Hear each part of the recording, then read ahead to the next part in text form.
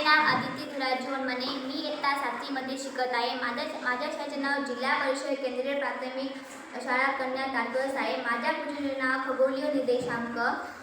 काय करावे? खगोलीय निर्देशांक अभ्यासासाठी दिलेल्या मार्गदर्शन करा.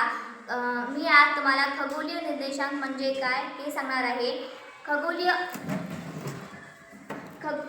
निर्देशांक हे एक आकाशातील एक अभ्यासी मॅट्रिक्स आहे, ज्यामुळे आपल्या तारे, ग्रह आणि इतर अंतराळातील वस्तू शोधण्यासाठी मदत होते.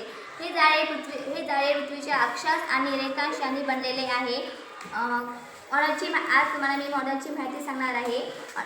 केंद्रस्थानी पृथ्वी हे मॉडेलमध्ये केंद्रस्थानी पृथ्वी आहे. गोलाकार जाळे हे पृथ्वी आपल्या गोलाकार जाळे आहे. हे जाळे म्हणजेच खगोलीय निर्देशांक होय.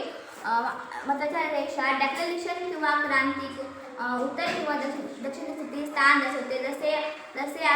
जसे पृथ्वीवर आपण भूमध्य रेषेपासून वर किंवा खाली किती अंतरावर आहोत, तसेच या रेषेने आपल्या आकाशातील एक स्थान कळते. पूर्व किंवा वशिवांश पूर्व किंवा पश्चिम स्थिती स्थान दर्शवते. याचे मोजमाप प्रमाणे केले जाते, ज्यामुळे आकाशातील वस्तू कोणत्या वेळी आणि कुठे निर्माण होते हे कळते. कसे कार्य घडते?